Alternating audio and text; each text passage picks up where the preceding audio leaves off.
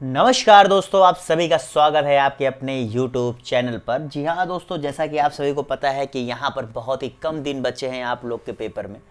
तो इन कम दिनों के लिए आप लोगों ने क्या पढ़ा है ये जानना बहुत ही ज़रूरी है, और साथ ही साथ जो पढ़ा है वो कितने अच्छे से पढ़ा है उसके लिए जो है यहाँ पर कुछ इंपॉर्टेंट क्विज करने ज़रूरी हैं। तो यहाँ पर चलिए मैं आप लोग को बहुत ही चुनिंदा और बहुत ही महत्वपूर्ण जो है यूपी करंट अफेयर से प्रश्न लेकर के आया हूँ।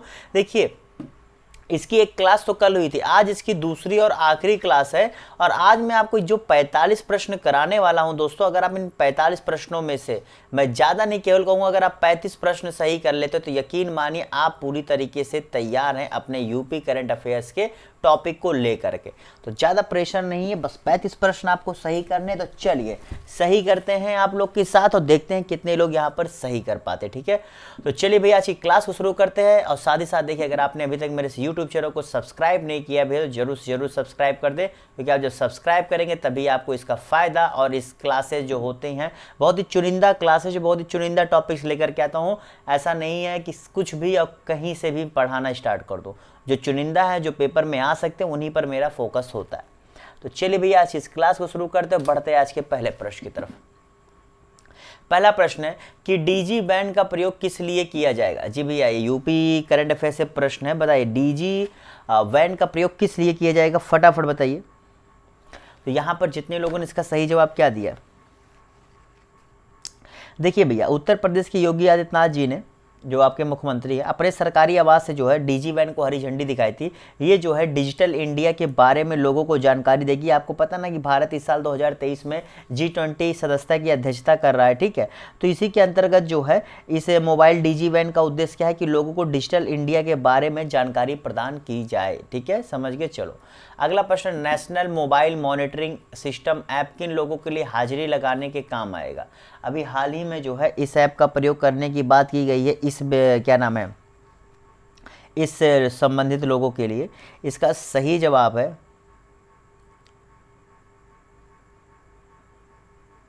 मनरेगा मजदूरों के लिए। जी भैया, मनरेगा मजदूरों में जो काम करने वाले लोग हैं उनके कामों में पारदर्शिता लाने के लिए जो है इस ऐप के माध्यम से पूरी हाजिरी लगाई जाएगी। और इससे क्या होगा ना, ये पता लग जाएगा कि आपकी हाजिरी कितनी रही, आपने कितने दिन काम किया है। तो इससे आपका पैसा भी सही टाइम पे आ जाएगा, जो बीच में काफ़ी दिनों का समय ज़्यादा था वो नहीं जाएगा। अगला प्रश्न है, ई रूपी जो ई बैंक ड्राफ्ट या बाउचर है किन वर्गों के छात्रवृत्ति के पता लगाने से संबंधित है, ये बताइए भैया। काफ़ी छात्र जो है यहाँ पर, आप लोग तो पढ़ाई किए होंगे, आप तो थोड़ा छात्रवृत्ति मिलने में दिक्कत आती है, जितना मैंने पता किया है। पहले तो थोड़ा सा ये सिस्टम में इतनी दिक्कत नहीं आती थी, अब तो कुछ ज़्यादा ही दिक्कत आती है छात्र, जो मैंने सुना है।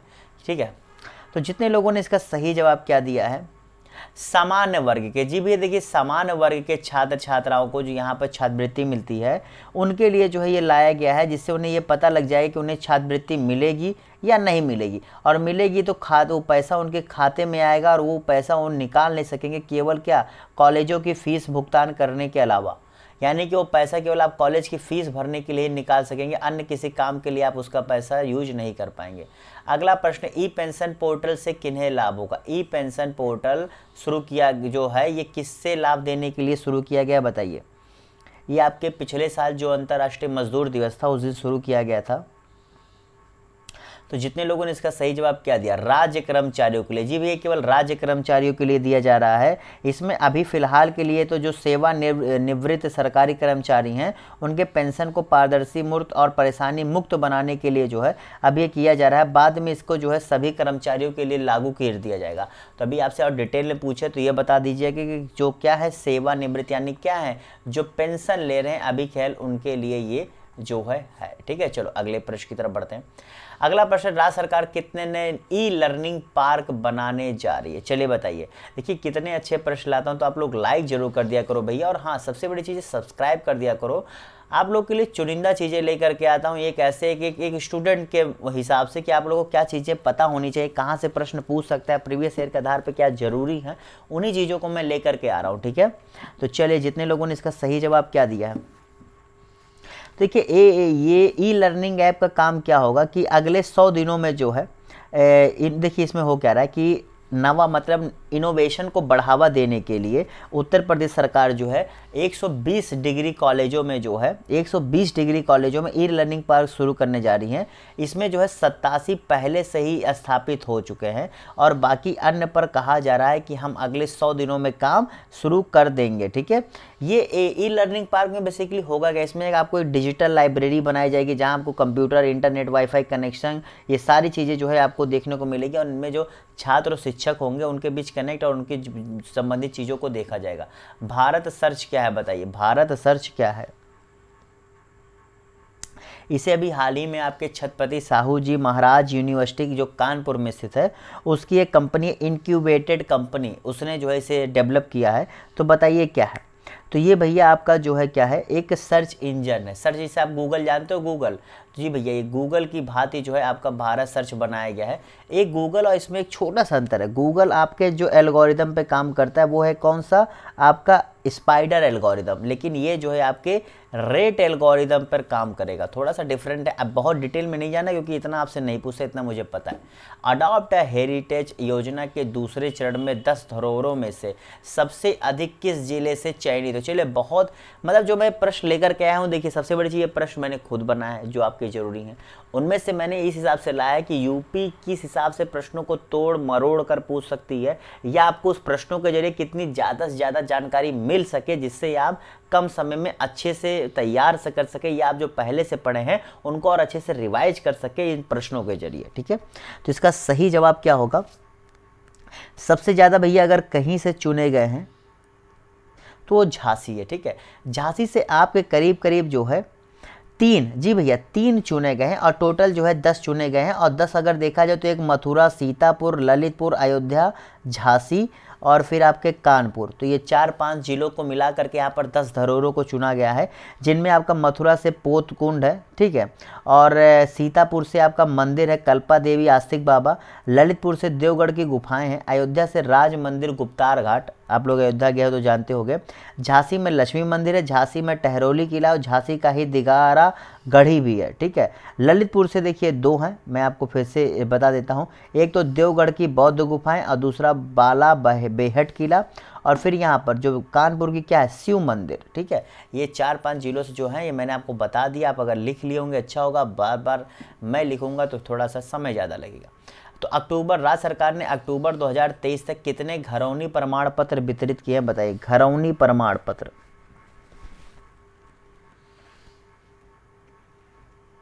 देखिए घरौनी प्रमाण पत्र है क्या? इसके जरिए जो गांव में रहने वाले लोग हैं उनको आसानी से ऋण मिल सके, ऋण समझते ना, लोन मिल सके, उसके लिए जो है वो जिससे अपना व्यवसाय स्थापित कर सके, तो इस चीज़ की जो है व्यवस्था यहाँ पर की गई है। समझ रहे हैं आप लोग? तो अभी तक जो है सरकार ने बताया कि हमने इस समय तक 2.5 करोड़, कितने 2.5 करोड़ जो है ये पत्र वितरित कर दिए हैं। ठीक है, और इसमें जो है पैतृक भूमि और संपत्तियों को जो है उनके सही मालिकों को जो है स्थानांतरित भी किया जाएगा इसी के अंतर्गत। स्कूल चलो अभियान की शुरुआत 4 अप्रैल 2022 को किस जिले में हुई बताइए? किस जिले में यहाँ से हुई है, शुरुआत की गई है बताइए?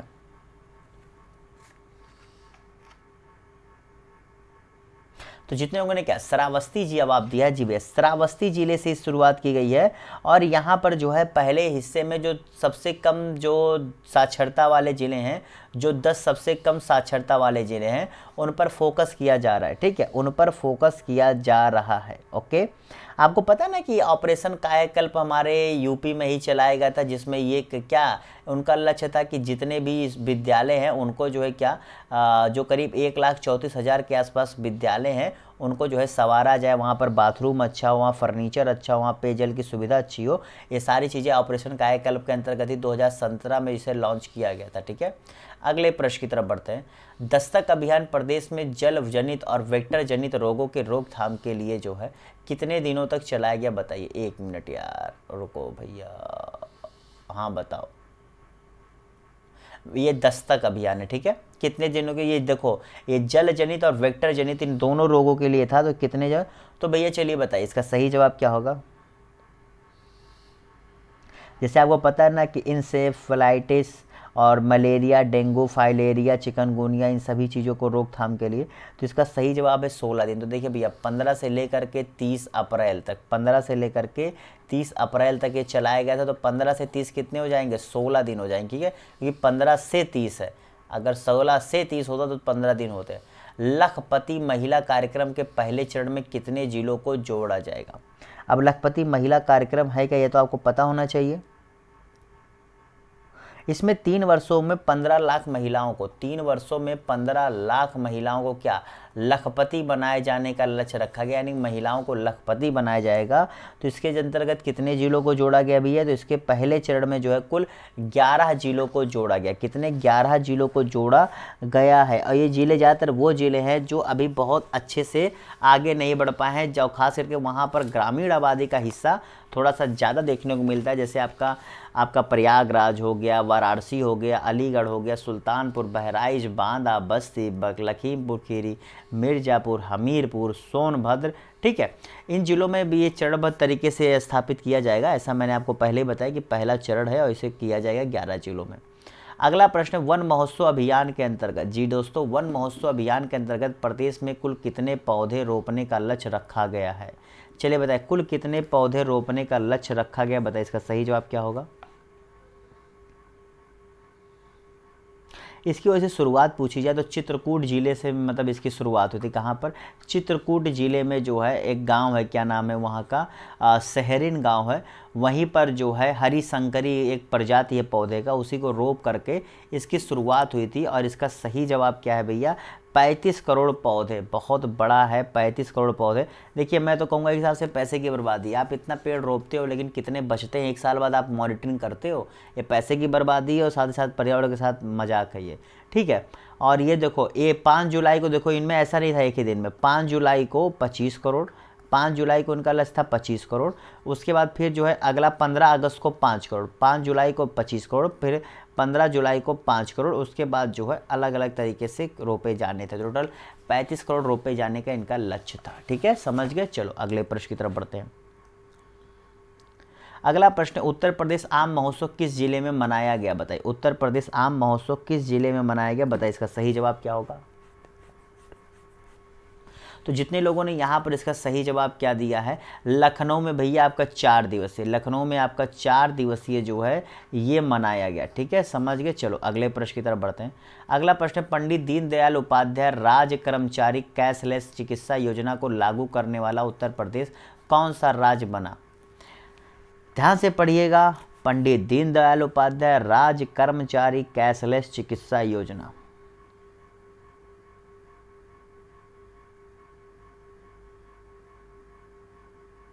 इसमें देखिए भैया 2 तरह के लाभ है। एक तो जो है आपके जो प्रदेश में रहने वाले लोग हैं उनको क्या होगा, पेंशन जो है मिल जाएगी। और जो पेंशन, उनके पेंशन्स के जरिए जो उनके परिवार के लोग उन पर आश्रित हैं, उससे उनको भी लाभ होगा, क्योंकि इसमें आपको पेंशन के लिए क्या भटकना नहीं पड़ेगा। और दूसरी चीज़ और है कि इसी के अंतर्गत जो आयुष्मान योजना चल रही है, उसमें जो प्राइवेट हॉस्पिटल में अगर अपना इलाज कराना चाहते हैं तो प्रतिवर्ष 5 लाख रुपए तक का इलाज प्रति पेंशनर जो है किया जाएगा। तो इसका सही जवाब क्या है? ये इस तरह का करने वाला तो पहला राज्य बना है। और इसने कहा कि इससे जो है करीब हमारे जो 22 लाख पेंशनर्स हैं उनको फ़ायदा होगा, ठीक है। चलो अगले प्रश्न की तरफ बढ़ते हैं। अगला है, मुख्यमंत्री नगर सृजन योजना किस नगर निकायों के लिए है? मुख्यमंत्री नगर सृजन योजना किन तरह के नगर निकायों के लिए? जो नए नगरीय निकाय बन रहे हैं, या फिर प्रदेश के सभी, या फिर वो नगरीय निकाय जो अभी पिछड़े हैं, या फिर जो है क्या वो नगरीय निकाय जो अच्छे तरीके से वर्क कर रहे हैं, जहाँ पर गुणवत्तापूर्ण जो है कार्य देखने को मिल रहे हैं। तो जितने लोगों ने इसका सही जवाब क्या दिया? जी भैया, जितने लोगों ने यहाँ पर इसका सही जवाब दिया है क्या? नए नगरीय निकायों के लिए। जी भैया, नए नगरीय निकाय के लिए जितने लोगों ने जवाब दिया है वो सही गलत, ठीक है। इसमें क्या होगा, जितने भी नवीन नगरीय बन रहे वहाँ सीवरेज, पेयजल, पार्किंग, इन तरह की जो बेसिक सुविधाएं हैं जो एक नगरीय निकाय के अंतर्गत करनी चाहिए, उन पर फोकस किया जा रहा है, ठीक है। चलो अगले प्रश्न की तरफ बढ़ते हैं। अगला प्रश्न है, अभ्युदय योजना। अभ्युदय योजना के पहले चरण में कितने छात्रों का चयन किया जाएगा? अब आपको पता होना चाहिए कि अभ्युदय योजना है क्या, ठीक है। तो देखिए भैया, जैसे आप ही की तरह जो प्रतियोगी परीक्षाओं की तैयारी कर रहे होते हैं उनके लिए जो है ये योजना लाई गई है, और इनमें जो है छात्रों का सिलेक्शन किया जाता है। वैसे ऑफलाइन कक्षाएं भी चलाई जाती हैं, ठीक है, ऑनलाइन भी पढ़ाया जाता है और ऑफलाइन भी पढ़ाया जाता है। इस चीज़ को आप लोग अच्छे जाएँ। इनमें ऑफलाइन क्या होता है, स्टडी मटेरियल दी जाती है, साथ साथ ऑफलाइन कक्षाएं भी चलती हैं। तो इसका सही जवाब क्या है, पहले चरण में 50,000 छात्रों का जो है छात्र छात्राओं का यहाँ पर पढ़ाने का लक्ष्य रखा गया।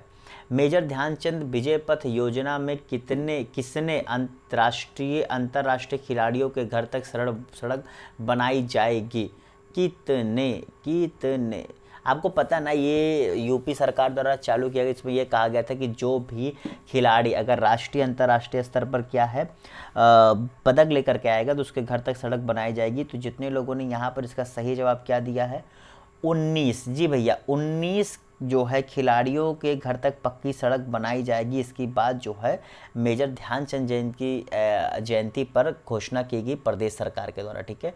चलो अगले प्रश्न की तरफ बढ़ते हैं।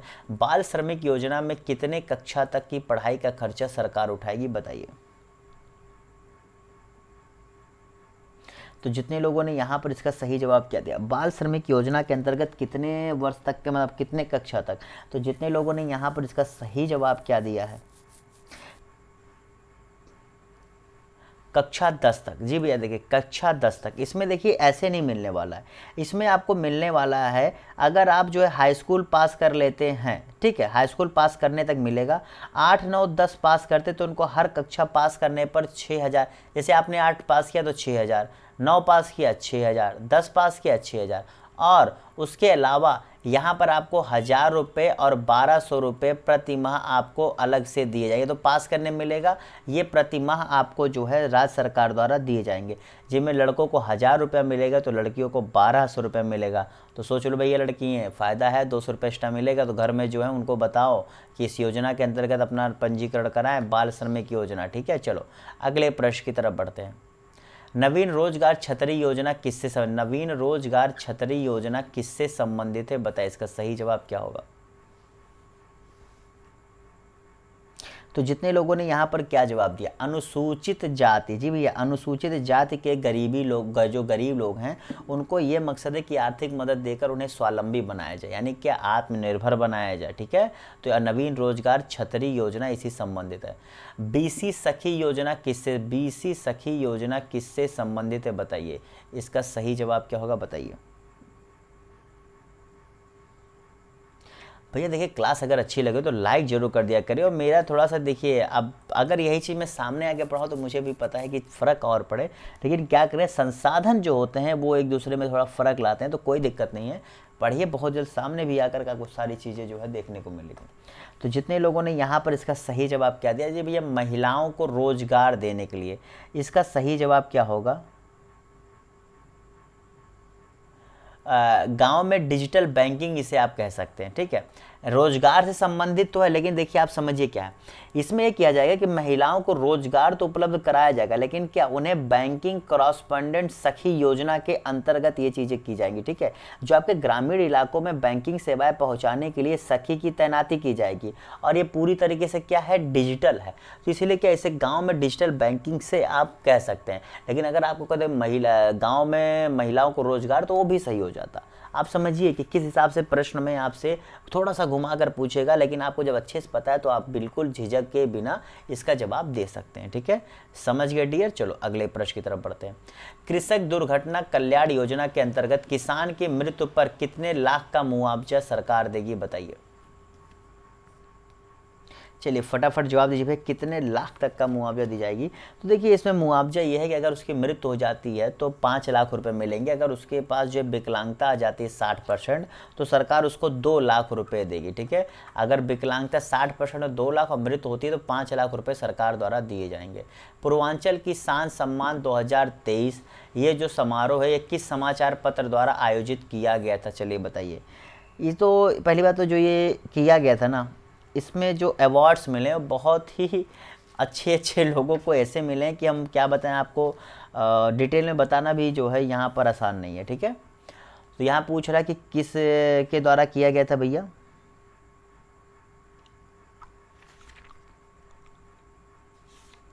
तो जितने लोगों ने यहाँ पर इसका सही जवाब क्या दिया, चलिए बताइए। देखिए सभी प्रतिष्ठित अखबार हैं, ठीक है। तो जितने लोगों ने यहाँ पर इसका सही जवाब क्या अमर उजाला दिया है वो सही कर ले, ठीक है। अमर उजाला द्वारा पूर्वांचल किसान सम्मान किया गया था। इसमें आपके से अलग अलग कुल मिलाकर के करीब 6-7 जिलों से लोग थे, जैसे वाराणसी, भदोही और गाजीपुर, कुशीनगर, मिर्ज़ापुर, गोरखपुर, जौनपुर, ये सभी थे। अगर आप इनके नाम जानना चाहेंगे तो ये मेरे ख्याल से ना जानो तो अच्छा है, बेसिक चीज़ जानो। वैसे ऐसे प्रश्न को बहुत डिटेल में पूछ ले मुझे भी नहीं लगता, क्योंकि ये राज्य सरकार द्वारा नहीं दिए गए हैं, ये एक समाचार पत्र द्वारा आयोजित कराया गया था, ठीक है। तो लक्ष्मण और लक्ष्मीबाई पुरस्कार किस क्षेत्र से जुड़े लोगों को दिया जाता है बताइए। ये राज्य सरकार द्वारा दिया जाता है भैया, तो पता होना चाहिए। चलिए बताइए। ये 24 जनवरी 2023 को उत्तर प्रदेश दिवस समारोह के अवसर पर जो खेल जगत से जुड़े हुए लोग हैं उनको दिया गया, ठीक है, उनको दिया गया। अब देखिए इसमें जो है ऐसे नहीं, इसमें जो है से आपको रानी लक्ष्मीबाई पुरस्कार लेना हो तो ये केवल महिलाओं के लिए है। इनमें क्या होता है, एक तो समान वर्ग में मिलता है और एक क्या वेटरन, जो क्या होते हैं जो पुराने हो जाते हैं, ठीक है। तो 2 वर्ग में यहाँ पर दिया जाता है। और जो आपका लक्ष्मण होता है इसमें सभी के लिए होता है, ठीक है। इसमें महिला पुरुष मिला करके दोनों को लिए दिया जाता है, ओके। और इसमें भी समान वर्ग और वेटरन होता है। और ये दरअसल 2 साल का 2021-22 और 2020-21 इन 2 सालों का अवार्ड जो है यहाँ पर एक साथ इसी समारोह में दिया गया, ये भी आपको पता होना चाहिए, ठीक है। चलो अब जो दिया गया है तो उसका नाम अगर जानना है तो चलिए आप लिख लीजिए, मैं बता देता हूँ। समान वर्ग के रानी लक्ष्मीबाई पुरस्कार में ज्योति शुक्ला जी को मिला है, नेहा कश्यप जी को मिला है, ये समान वर्ग में 2021 के लिए। वहीं 2020-21 के लिए वेटरन वर्ग में आपके तरुणा शर्मा जी को मिला है। फिर आ जाइए अगले साल के लिए 2021-22 के लिए समान वर्ग में मनीषा भाटी जी को मिला है, ठीक है। अब बढ़ते हैं लक्ष्मण पुरस्कार की तरफ। उसका है समान वर्ग का मोहित यादव, वेटरन वर्ग का राहुल सिंह और जनार्दन सिंह। अब 2021-22 का है वेटरन वर्ग का मोहम्मद आरिफ, राधेश्याम सिंह और समान दिव्यांग जन वर्ग का है। अच्छा 2021-22 में दिव्यांग जन वर्ग का भी मतलब विकलांग जो होते हैं उनके लिए भी है, क्या है, सुहास LY, विवेक चिकारा और दीपेंद्र सिंह, ठीक है। फिर से बताओ, सुहास LY, ठीक है, विवेक चिकारा और दीपेंद्र सिंह। चलो भैया काफ़ी समय लग गया इस प्रश्न में, अगले प्रश्न की तरफ बढ़ते हैं। मैं समय का थोड़ा सा ध्यान देता हूँ, क्लास में जब तक कम समय में चीज़ें हो जाए तो मुझे बड़ा अच्छा लगता है। चलो, उत्तर प्रदेश गौरव सम्मान के संबंध में कौन सा कथन सत्य है बताइए। चलो ये देता हूँ, 1 2 3 4, चारों कथन में से बताओ कौन सा सही है। पहला दूसरा चौथा, दूसरा तीसरा चौथा, पहला तीसरा चौथा, पहला दूसरा तीसरा, बताइए।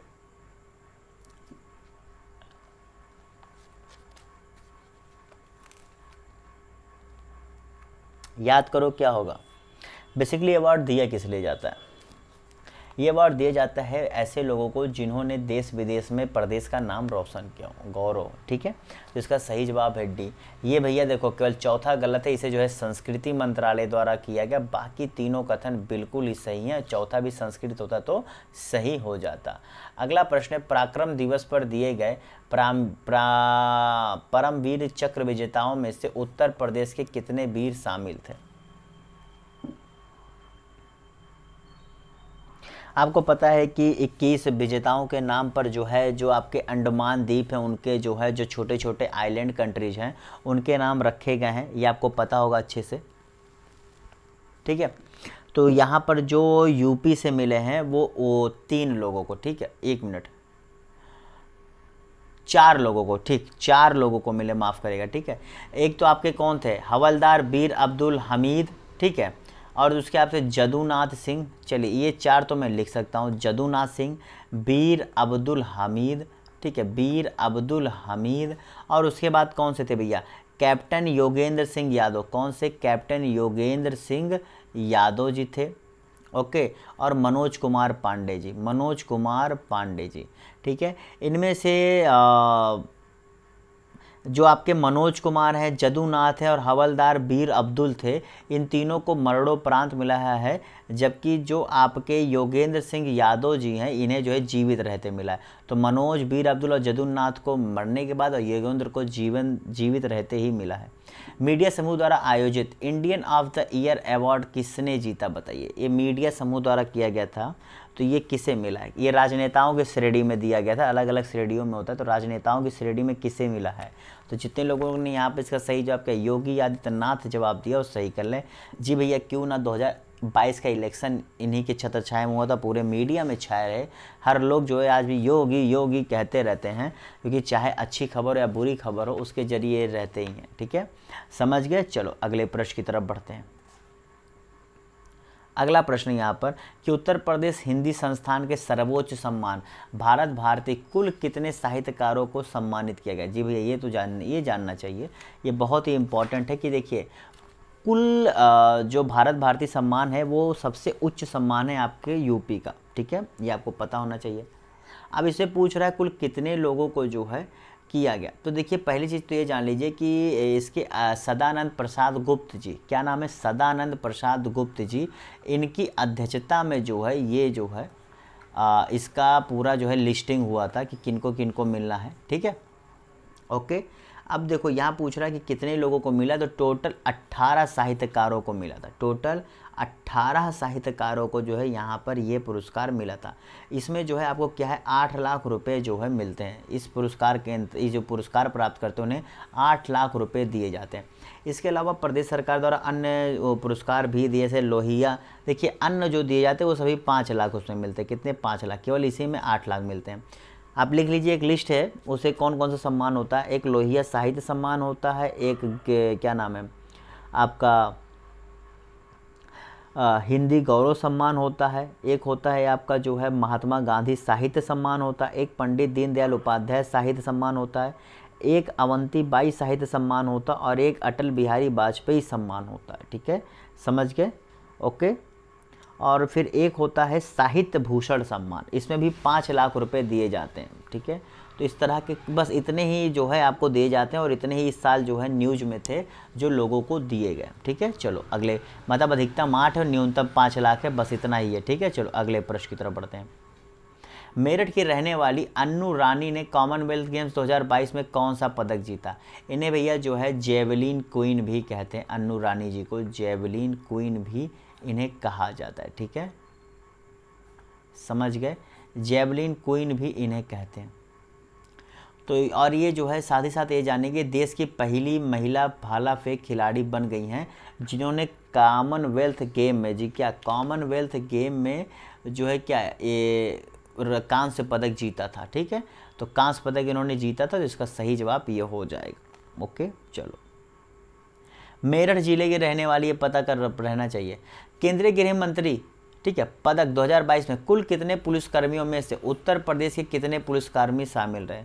भैया कुल नहीं, यहाँ पर माफ़ करिएगा, जो है 151 पुलिसकर्मियों की सूची थी। ठीक है, 151 पुलिसकर्मियों की सूची थी, उसमें यूपी के कितने लोगों को चुना गया, ये प्रश्न है। ठीक है, बताइए कुल मतलब कितने लोगों को दिया गया? 151 लोगों को दिया गया। अब इसमें पूछ रहा है कि उसमें से यूपी के कितने थे, आपको बताना है। चलिए फटाफट जवाब दीजिए भैया। तो जितने लोगों ने यहाँ पर इसका सही जवाब क्या दिया? तो जितने लोगों ने यहाँ पर इसका सही जवाब दिया है क्या, 10 पुलिसकर्मियों को जो है यहाँ पर थे जो यूपी से थे। अगर सबसे ज़्यादा, और इसमें देखिए इसमें जो 28 महिलाएं भी थी। आप समझिएगा, देखिए प्रश्न अगर कहीं से घुमाए तो घूमिएगा मत। 28 महिला भी थी, और ऐसा 10 नहीं, 10 में जो आपको यूपी से मिला था उसमें कुछ महिलाएं भी थी, एक आध दो ज़्यादा नहीं थे। और ठीक है, उसका बाद इस सूची में सबसे सीबीआई के, इसमें ऐसा नहीं केवल राज्य पुलिस, सीबीआई को भी मिला है, एनआईए में जो काम करते हैं उनको भी मिला है। और अगर राज्यों में पूछा जाए तो राज्यों में सबसे पहले स्थान पर महाराष्ट्र के थे जिनको 11 मिला है।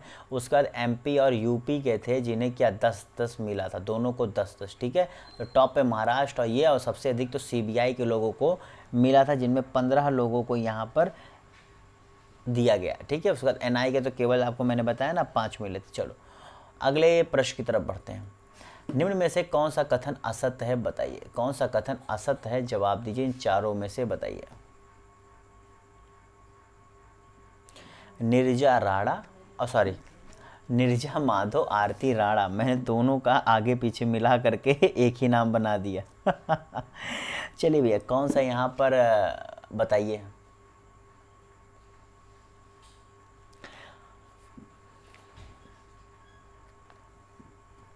तो जितने लोगों ने यहाँ पे इसका सही जवाब, जो गलत है वो आपका बी है। देखिए दोनों लोगों को नारी शक्ति पुरस्कार मिला, दोनों लोगों को, आरती राणा और नीरजा माधव जी दोनों लोगों को नारी शक्ति पुरस्कार मिला है। और देखिए आरती राणा जी को इसलिए मिला कि जो उन्होंने थारू जाति की जो थारू जनजाति महिलाएं थी उनको प्रशिक्षित करने के लिए, और नीरजा माधव जी को इसलिए मिला कि उन्होंने जो हिजड़ों और तिब्बतियों के शरणार्थियों के संबंध में इन्होंने अच्छा काम किया था। ठीक है, समझ गए। चलो अगले प्रश्न की तरफ बढ़ते हैं। अगला प्रश्न यहाँ पर कि तीसरे राष्ट्रीय जल पुरस्कार वितरण में किस राज्य ने प्रथम स्थान हासिल किया।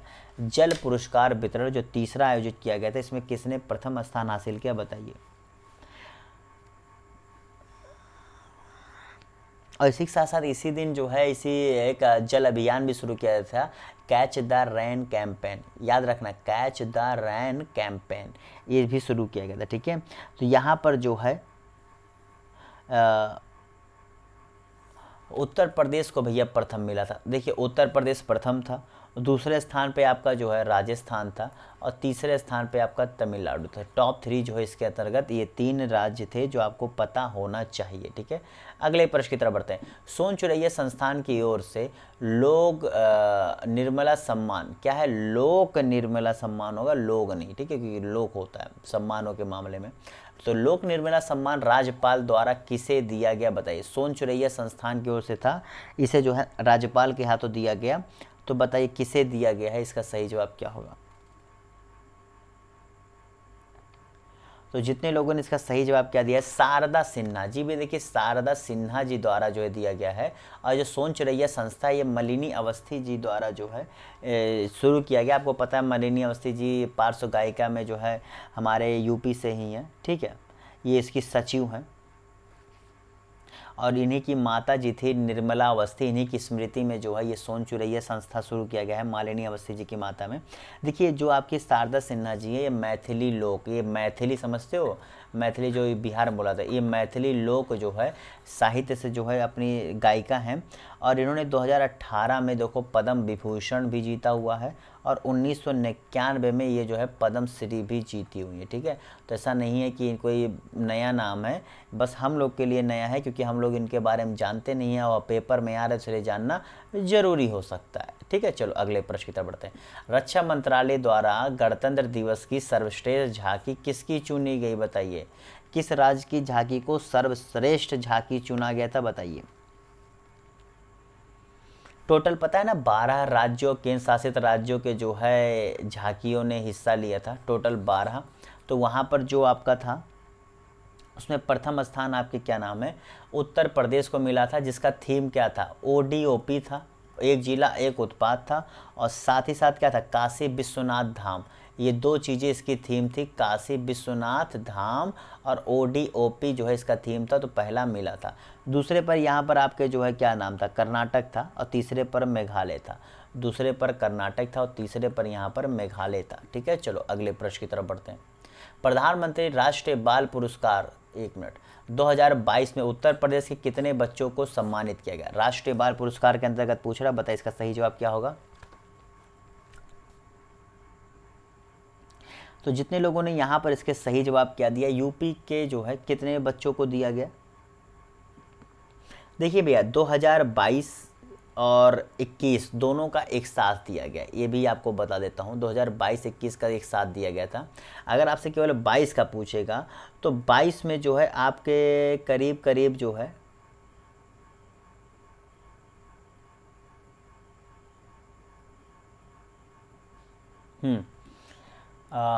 2022 में जो है कितने बच्चों को दिया गया है ना, टोटल जो, हाँ ये भी पूछ सकते हैं। देखिए टोटल 61 बच्चे थे, उनमें से 21-22 मिला करके 8 बच्चों को, कितने, 8 बच्चों को जो है यहाँ पर ये पुरस्कार दिया गया था। ठीक है, जो राष्ट्रीय बाल पुरस्कार जो है दिया गया था, जिसमें 8 बच्चे उत्तर प्रदेश के थे। ठीक है, और इनमें जो 21 राज्यों केंद्र शासित प्रदेशों से जो है इनमें जो है लोगों को लेकर के, मतलब इन राज्यों से कितने, 21 केंद्र शासित राज्यों और प्रदेशों से जो है बच्चे आए हुए थे। ठीक है,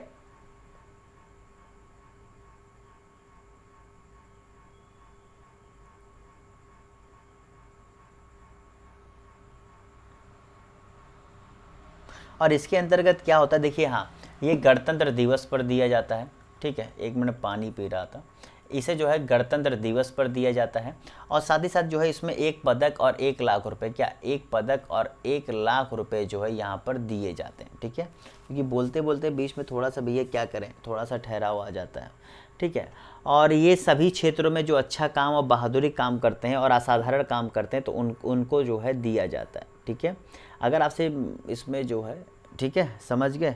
तो यहाँ पर 2022 में 3 बच्चों को दिया था और 2021 के लिए 5 बच्चों को दिया था। तो समझ गए, क्लियर, समझ गए ना। 22 में 3 को और 2021 में 5 बच्चे जो यूपी के थे। जो 3 थे उनका नाम था अभिनव कुमार, चंधारी सिंह चौधरी और GR राय, ठीक है। क्या नाम है फिर से, अभिनव कुमार चौधरी, 22 का लेटेस्ट इसलिए बता रहा हूँ, अभिनव कुमार चौधरी, चंधारी सिंह चौधरी और GR राय। तो 2 चौधरी थे, 1 राय जी थे। ओके, चलो अगले प्रश्न की तरफ बढ़ते हैं। पद्मश्री पुरस्कार के लिए कितने उत्तर प्रदेश के विभूतियों को चुना गया। देखिए भैया ये यूपी स्पेशल है तो इसलिए मैं आपको यूपी स्पेशल चीज़ें ही बताने वाला हूँ। बाकी डिटेल में और चीज़ें तो आपकी चलती ही रहती है अन्य करंट अफेयर्स की क्लासेज में, जो आप लोग को मैंने करीब 11 करंट अफेयर्स क्लासेज पेपर के टाइम पर बताएं, जहाँ पर मैंने आपको स्पष्ट कहा कि बहुत ही चुनिंदा प्रश्न मैंने आप लोग को कराए हुए हैं। तो जितने लोगों ने यहाँ पर इसका सही जवाब क्या दिया है, 7, जी भैया 7 विभूतियों को जो है यहाँ पर मिला है। एक तो आपके राधा चरण गुप्त जी हैं, इसके चक्कर में लेट हो जा रहा है क्लास, ठीक है। राधा चरण गुप्त जी, दिलशाद हुसैन जी, ठीक है, दिलशाद हुसैन जी।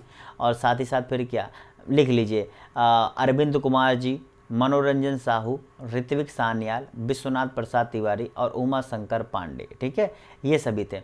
और सबसे बड़ी चीज़ है, देखिए आपके जो है मुलायम सिंह यादव जी को पद्म विभूषण सम्मान मिला। देखिए पद्म विभूषण सम्मान आपके क्या नाम है, और यूपी से जो है आपके मुलायम सिंह जी को मिला और साथ ही साथ कल्याण सिंह जी को भी मिला। और दोनों लोगों को क्या मृत्युपरांत मिला है, कल्याण सिंह और मुलायम सिंह यादव जी को मरने के बाद दिया गया, ठीक है। चलो अगले प्रश्न की तरफ बढ़ते हैं। उत्तर प्रदेश के बस्ती जिले में आयोजित सांसद खेल महाकुंभ के दूसरे चरण का उद्घाटन किसने किया। मुश्किल से 5 से 7 मिनट में क्लास खत्म होने वाली। यार अब इतनी छोटी क्लास नहीं देख सकते तो कैसे ही जो है अपने आप को तैयार कर रहे हो।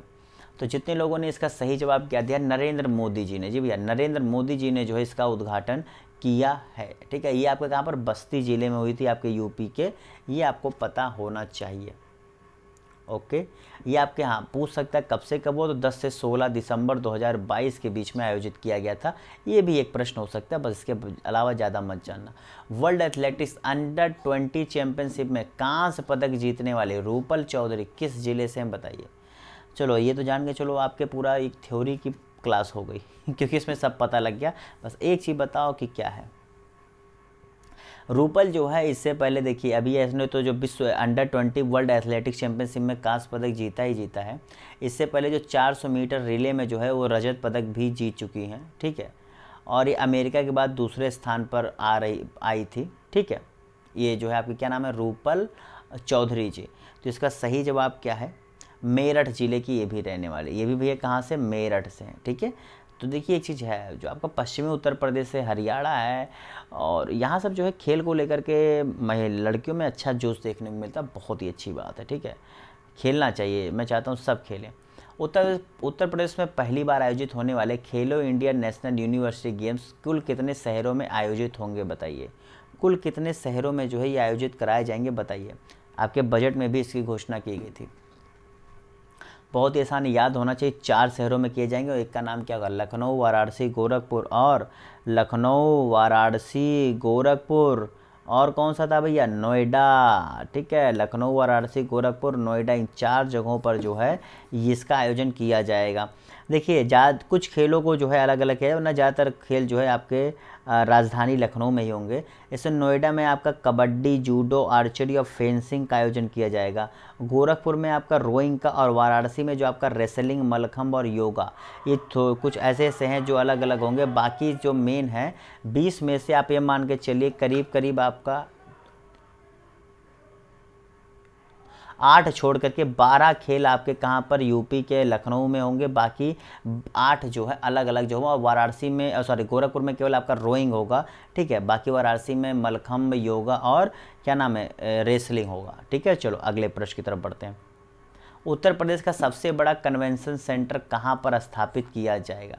जी भैया, दरअसल योगी आदित्यनाथ जी ने कहा है कि हम जो उत्तर प्रदेश का सबसे बड़ा कन्वेंशन सेंटर बनाना चाहते हैं, और ये उत्तर प्रदेश के साथ ही साथ जो है आपके देश का भी सबसे बड़ा कन्वेंशन सेंटर बने।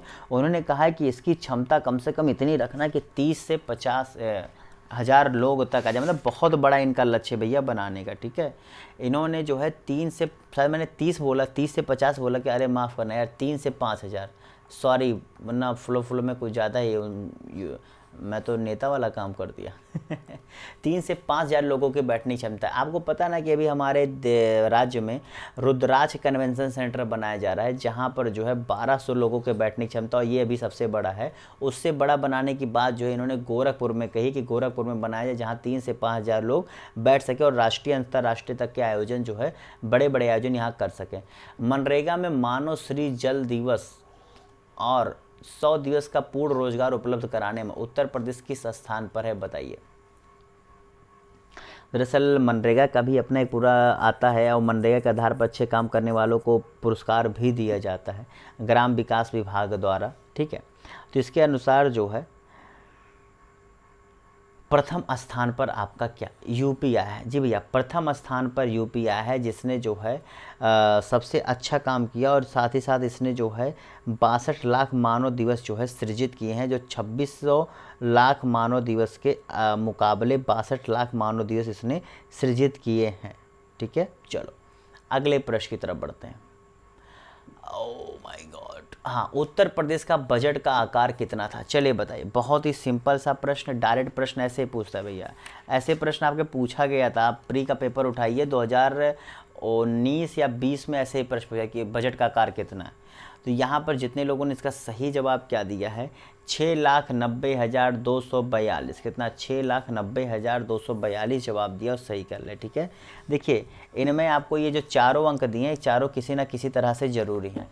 ये आपके कुल बजट का आकार है, ये उन्होंने कहा है कि हमें कुल प्राप्त होंगे, यानी कि सरकार को कुल इतने प्राप्त होंगे। साथ ही साथ ये जो है जो 4,45,000 है, ये इन्हें टैक्स से मिलने वाला रिसिप्ट है। ठीक है, टैक्स रिवेन्यू है। और जो आपका ये 5,70,000 है, ये आपका क्या नाम है, ये पूरा रिवेन्यू जनरेशन होगा, रिवेन्यू के थ्रू जनरेशन होगा। ठीक है, तो आप अगर इकोनॉमिक्स पढ़ते होंगे तो आप इतने में समझ गए होंगे कि ये आपका बजट का आकार है, आपकी कुल प्राप्तियाँ हैं, ये आपका राजस्व प्राप्तियाँ, और ये आपका कर राजस्व है। ठीक है, इतना बेसिक तो इकोनॉमिक्स पढ़े होगा ना अगर पेपर देने जा रहे हो तो। बजट में कितने जिलों में एयरपोर्ट जल्द शुरू करने की घोषणा की गई है, बताइए। जी भैया, वहाँ पर कहा गया कि प्रदेश में जल्द ही यहाँ पर नए एयरपोर्ट बनाए जाएंगे। तो जितने लोगों ने यहाँ पर इसका सही जवाब क्या दिया है,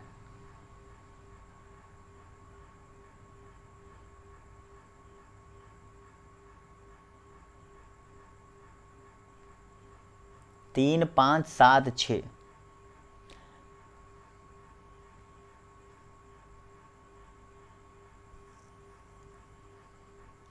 5। देखिए नाम बता देता हूँ, अलीगढ़, लिख लो ना, अलीगढ़, आजमगढ़, यहाँ पर जो है आजमगढ़ में तो काम भी चालू हो गया जहाँ तक मैंने सुना है, मुरादाबाद, लिख लेना। ठीक है, रटा होना चाहिए, ये रटा होना चाहिए, श्रावस्ती, चित्रकूट,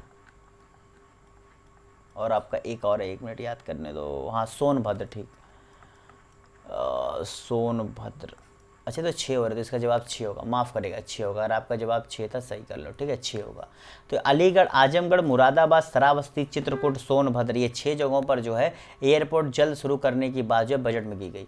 चलो, यूपी में कितने मेगावाट बिजली का टारगेट बनाने का लक्ष्य रखा गया है, बताइए। इस बजट में कितने मेगावाट बिजली बनाने का लक्ष्य रखा गया है राज्य सरकार द्वारा। तो इसका सही जवाब क्या है, 30,806 मेगावाट। कितना, 30,806 मेगावाट बिजली बनाने का लक्ष्य जो है यूपी सरकार ने रखा है। चलो बताओ, 5 साल में कितने छात्र छात्राओं को जो है टैबलेट और स्मार्टफोन देने की घोषणा की गई है। ये 5 साल में दिए जाएंगे भैया, ये चीज़ ध्यान रखना, 5 साल में इतने लोगों को दिए जाएंगे, ऐसा नहीं कि ये हर साल दिया जाएगा। अभी तो सबसे अच्छा एक अंदाज़ा देख लीजिए आप, पता नहीं जो लोग सुन के खुश होंगे नाराज़, मुझे नहीं पता।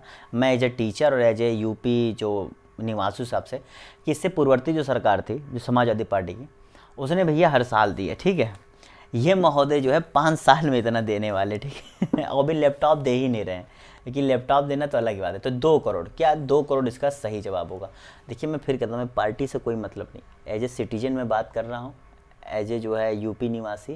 क्योंकि देखो चीज़ें जब बढ़ती हैं तो हमारे टैक्स का ही पैसा होता है, कोई अपने घर से नहीं लाता है, इस चीज़ को ध्यान रखना। अधिकारी बनने वाले हो यही सीख के जाना, ठीक है। चलो भाई, ये है आज का आखिरी प्रश्न, साथ क्लास खत्म करते हैं। बताओ आज का आखिरी प्रश्न है कि उत्तर प्रदेश में कितने नए स्पोर्ट्स कॉलेज खोले जाएंगे। चलो बताओ, उत्तर प्रदेश में कितने नए स्पोर्ट्स कॉलेज खोले जाएंगे, बताइए।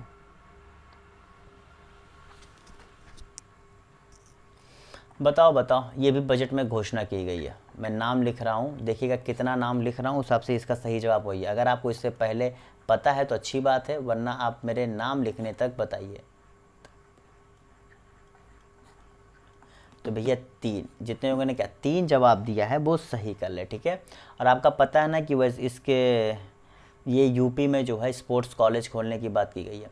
चलिए यहाँ पर कुछ नाम मैं आपको बता देता हूँ जो इस साल जो है उत्तर प्रदेश से हैं और जो न्यूज में रहे, तो आपको इनके बारे में पता होना चाहिए, ठीक है। देखिए, जो आपके राजीव रघुवंशी जी थे, ये बलिया जिले के थे, इन्हें नए ड्रग कंट्रोलर के रूप में जो है नियुक्त किया गया है। प्रीतिकर दिवाकर जी आपके जो है क्या नाम है, ये क्या कहते हैं इसे, इलाहाबाद हाई कोर्ट के क्या मुख्य न्यायाधीश नियुक्त किए गए हैं।